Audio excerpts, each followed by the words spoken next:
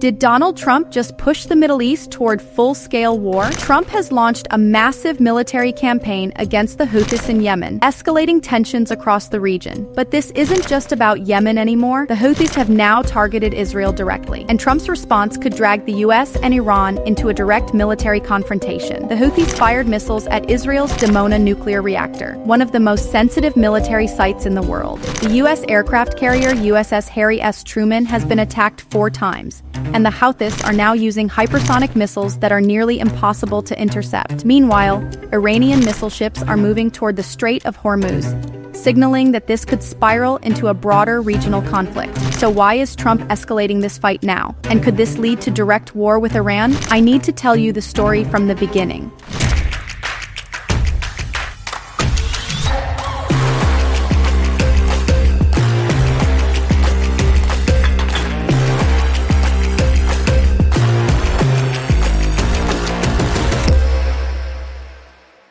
To understand how we got here, let's rewind a bit. Trump's strategy toward the Middle East has always been aggressive. Back in his first term, he withdrew from the Iran nuclear deal, imposed crushing sanctions on Tehran, and backed Israel's military operations in Gaza and the West Bank. But the Houthis, backed by Iran, have been a growing threat for years. In 2021, they targeted Saudi oil facilities with drone strikes. In 2022, they attacked the UAE's oil infrastructure. And now, they've turned their attention toward Israel and U.S. military assets. This latest escalation began after the Houthis started attacking commercial ships in the Red Sea, disrupting global trade and threatening U.S. allies in the region. That's when Trump decided to act. Trump's military response has been swift and intense. On January 12th, the U.S. launched a coordinated strike on Houthi missile sites in Yemen. Over 30 Tomahawk missiles were fired from the USS Harry S. Truman. Stealth bombers targeted underground facilities where Houthi commanders were believed to be hiding. Special forces reportedly assisted in precision strikes on radar installations and missile launchers. According to the Pentagon, the goal was to degrade the Houthis' ability to launch long-range attacks, but the results have been mixed. The Houthis immediately retaliated, targeting U.S. naval assets and Israeli military bases. The USS Harry S. Truman has been attacked 4 times, once with a hypersonic missile that narrowly missed the ship, and now the Houthis claim to have fired on Israel's Dimona nuclear reactor, though Israel has yet to confirm the details.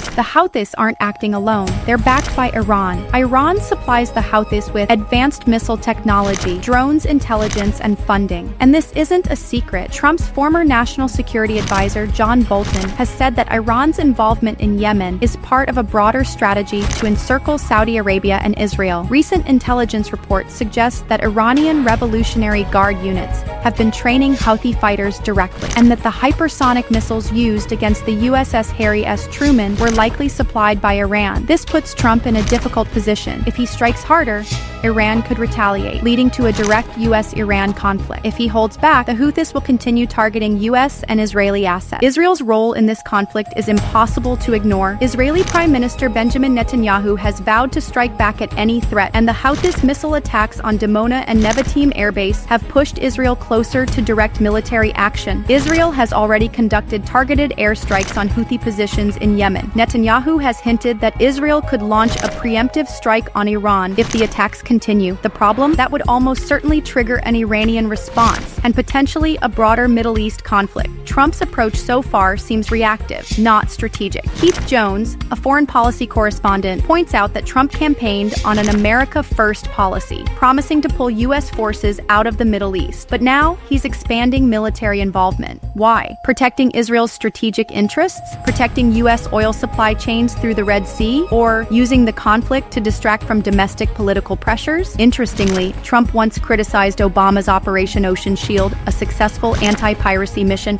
for wasting taxpayer money. Now Trump is overseeing a similar operation, but with far greater risks. So, what happens next? Will Trump push for a larger military campaign against the Houthis and risk a direct confrontation with Iran? Could Israel strike first, forcing the U.S. to respond? Or is this part of a larger geopolitical realignment in the Middle East? The stakes couldn't be higher, and one wrong move could ignite a full-scale regional war. What do you think Trump's real goal is here? Is this about protecting American interests or something bigger? Let us know in the comments below, and stay tuned for more updates.